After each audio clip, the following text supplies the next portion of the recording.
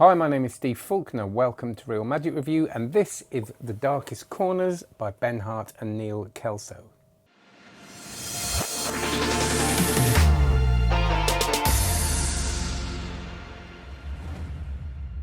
Before we do this review, I'd like you to go and look at cardmagiccourse.com. Actually, I don't want you to do that now. Do it afterwards. Only do it now if you're going to buy it. That's worth it. Skip the review. Go and buy that. No, don't, because it's good. But Card Magic Course, loads of stuff going on. We're doing weekly, at least weekly live sessions for beginners and more advanced, and etc, etc. Loads of videos. Have a look at it. It's brilliant. Blah, blah, blah. But I do genuinely love it. So go for it. So The Darkest Corners, I've had this now for a couple of weeks because I picked it up at a convention, so I have read it thoroughly, more than once. And it's been a really interesting discovery, this one, and not quite what I thought it was going to be. So what is it? This is the work of Ben Hart. This is a lot of people would have seen Ben Hart on TV. On Killer Magic was his TV show, but he's done ridiculous amounts of stuff. For someone that was born in 1990, which is quite depressing, really, for a 46-year-old to say. He has been a consultant on numerous West End shows, one of them being The Exorcist, which I think is brilliant. Numerous TV shows. He's had 5 Edinburgh shows, and this material is from those shows and from the stuff he does at the moment, pretty much, because I've seen him do this. Britain's Got Talent, he did very well in. He's just got have a look at the Wikipedia page. It's just ridiculous. So we have in this book the result of that work, and work is the word here. This is someone that, when I've seen his stuff, you know, for me, he was someone that did the tricks I kind of always wanted to do, but sometimes never got around to. Well, the trick I always wanted to and never got around to, which is the egg on the fan. When I read he was doing it, when I saw him perform it, I think I read it in an interview in Genie or maybe the Magic Circle magazine, but then saw it. It just was lovely to see because I'd read it in the John Carney book, always wanted to do it, couldn't be asked, let's be honest, and he could, and that's kind of why I'm here and he's there, which isn't a negative thing. It's just he's someone that will work really hard to get to an effect that he wants, which we will talk about later, which is becoming kind of a catchphrase. I always say it, don't I? So I thought, yeah, it's going to be another book. It's going to be a book of his material. This is how you do it. And we've had a lot of what's happening with magic books now, and it's going to be quite a long review, I think. So I don't want to go too off on one, but we are now getting this kind of real transparency. We're getting people that are giving all their material and saying, here it is, this is what I do, with the hope that we will not just do it line for line, word for word. And that's kind of what I thought this was going to be, and something else. And why I say and something else is I'm starting to learn that most magic books that come out now are either very blatantly, here are a load of tricks, and like the Steve Forte books, you know, I will sit there and they are skills I'm learning. That's it. Skills and ideas, but mostly skills. Then we've got the people's shows, which are, this is my material. And then most things now are, this is my material and it's what the and is, because I'm kind of thinking, okay, well, Morgan and West, we've got Parlour Tricks. We've got Anton's book that I talked about the other day, even Phil Smith stuff. You know, this is stuff I do, and this is the premise. Anton's was, and here's the creative process you can do with it, as was Morgan and West in a very different way, and this is how we do it together and the creative process there, and this is why we think of this. So what's the and with this book?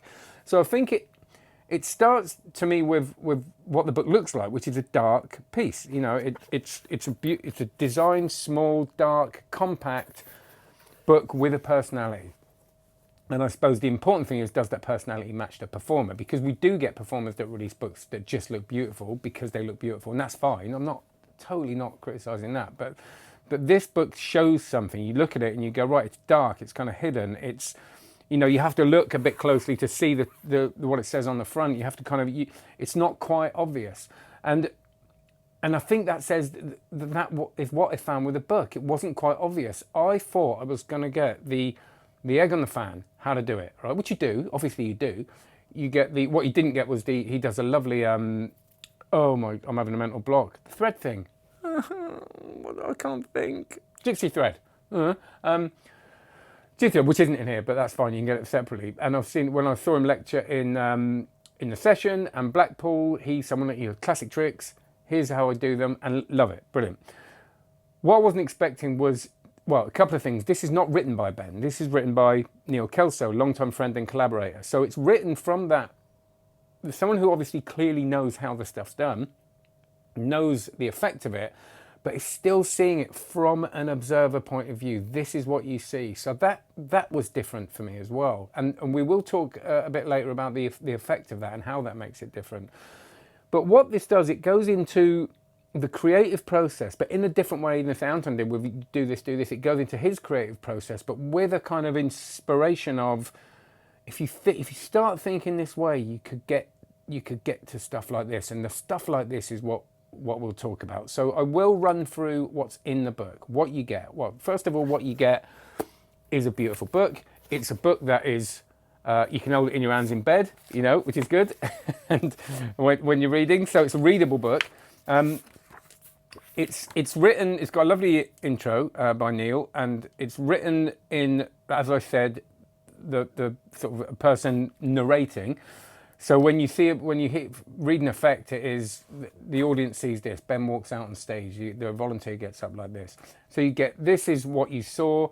This is the routine. This is the preparation for the routine. Here is the script. So you get the whole rundown of the thing with some beautiful photos. And I will say the photos are lovely. I mean, let me just open it. I mean, that's probably not a great example actually, but there you go. So you get these kind of these photos that pop out of the page, and it's quite big writing, which means it's not a massive book, which means yet like very few of your books you will probably read it from beginning to end, and again more than once. The routines are as such. Shot in the dark. I saw him do this, and I'm going to go through all of these, but I'm not going to give too much away. Shot in the dark is a beautiful trick with matchsticks. I saw him do it at the session convention. It's one of those tricks that you would read in a book, and it is based on a 1940s principle, but you would read it, read the effect, go, that sounds good, read the method and go, oh yeah, I'm not going to get away with that. And with the courage of doing it, it's really magical. And I remember really seeing this at the session and thinking, that's just brilliant. What's interesting is, in this and a lot of the other routines, he will take you through when is the best time to do this. So it's not this how to do it, it's when to do it, where to do it, what's the best. Is it on stage, as you'd think? Well, maybe it's not. Maybe it's in a place where you can use darkness. And obviously you can use darkness on stage, but it doesn't rule out a social situation. And what that does, that shot in the dark trick with the match, is it uses darkness in a way, opens the show, unfolds, the show unfolds with darkness, and then you hear a match comes up, which is really magical, which means everybody starts the routine alone. And this is what he says, that's not my idea, but again, you're thinking of more, there's detail, and the detail is a big running theme. I don't know how to pronounce it. Melocoton, it's a I'm sure it isn't pronounced like that, but it's a tissue in peach trick. You might have seen him do this at Blackpool, and it's, again, detail. Why a peach? Why a tissue? Is it a tissue? Do you remember it being tissue or something else? Is it the way, how is it that taken out of the peach? I mean, it's all that stuff that's the goal. This is the and.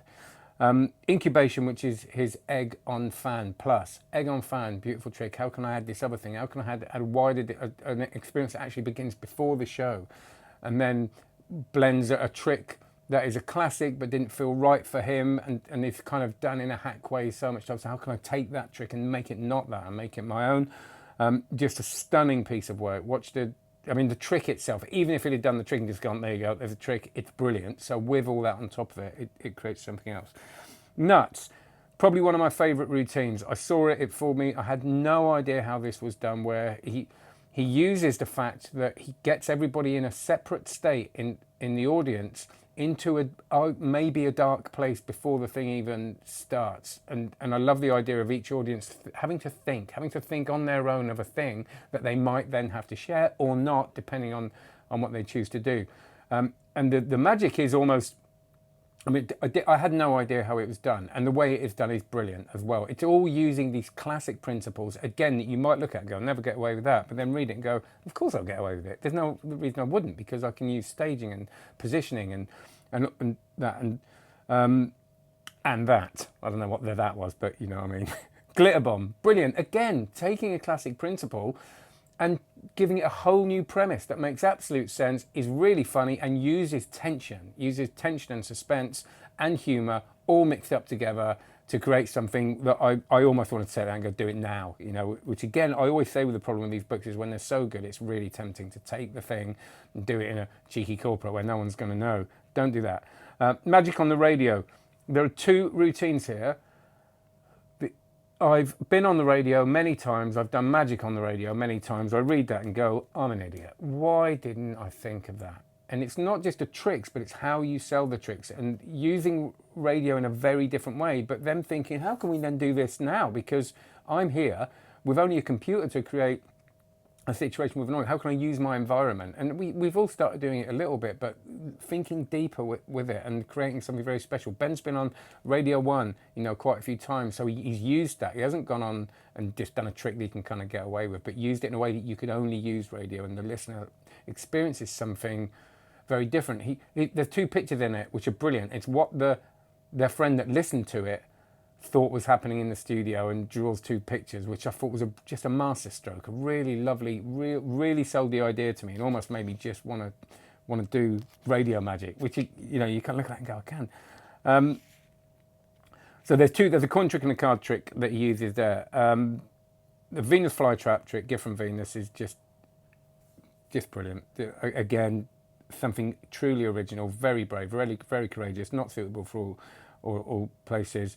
Card in balloon, again, I looked at a few of these and went, I won't read that, I don't need to mention that. And then I read it, and it's not a card in balloon, it's a card in balloon, and there's an and. It's not just an extra premise, it's not just different, it's different and better. And throughout this, there's this idea of elevation, which is kind of when you take a trick, you change it to make it different, which I think is good enough a lot of the time because it's good in itself, but then you elevate it even further. So to elevate a trick that is so strong is a very difficult thing to do without weakening it in a way, but to add something to it that doesn't weigh it down, almost like the balloon, and the balloon uses a thing of a weight of a card, and now the card's in the balloon and the balloon starts going down.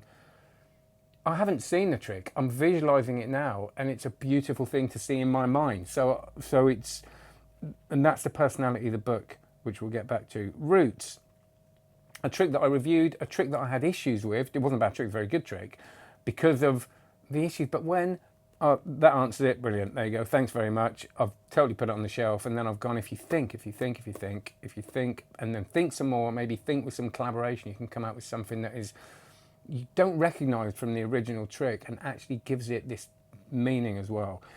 Pen through note ideas, you know. Pen through note, oh, do that. Really subtle, tiny little thing, and it makes it a completely different experience for the Hart to Hofzinser is a masterclass in audience management. It's a masterclass in creating another reality, but not too much, so that people can't talk about after, you know, all that problems we have with that sort of thing isn't here because it's been thought about, scripted, placed, every movement. The best way of introducing something that is just so simple that doesn't mean you have to misdirect it. Makes complete sense. Everything is within a justified movement. And read that. If you read it up to there, don't ever perform any of it. You've got a load of material to take into your work. Human lottery machine. Ben is a good-looking, clean-cut, you know, and that's kind of my mistake with him, really. I thought he was a good-looking, clean-cut guy, very striking, but does classic tricks. He's not. He's someone that does classic tricks with the darkness, and then we go to dark corners, what that means, which I'll, after this, when I run through, we'll go into. But he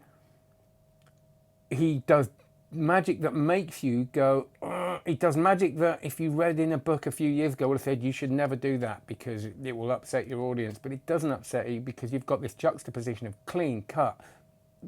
They call it in the book that high contrast. It's black and white, it's dark, and there's no kind of middle bit. You've got that your mind kind of gets a bit confused, and this is a routine that you would read and go, ugh, but actually done in a certain way, good, because you know, David Blaine's doing all right with it, and I'm not comparing the two, they're completely different, but this idea of sort of bringing a geek element into it, which he does again later on with this diamond trick, which is just a tiny little bit, which doesn't go into how to do it, but this idea of it's okay to do that if you know where you're doing it and you're thinking about it intelligently. And by the way, it's a balls, you know, I've always loved the balls from the mouth because it just looks so magical, but using that with a prediction. Fake news. To actually leave a gig, leave someone at the gig, and then I'm not going to go into it, do something that will create a whole magic trick for that person, with you not even being there way after it's not a magic trick that belittles it, a magic experience for a person. You put an image in someone's mind later on that I've totally ruined it by talking about it like that, because that doesn't really give it justice. But again, there's a generosity to this. Written in Your Blood, which has got a lovely couple of bits out of his note. Even his notebooks look amazing. Some ideas he had, and a trick that's again very, very dark, and it shows you the photo of where it comes from, the notebook. Matrix Rings, which is a work on the Himba rings, again all about how important it is that where it's done, when it's done, proximity. Why would you do that over there? Or, look, it's rings, they're there. Let's not ruin that experience, and let's not ruin it for the audience. And how can we make it as magical as possible for them? Advertising banner, I'm going to come back to that. A word in amber, that's like advertising banner a little bit.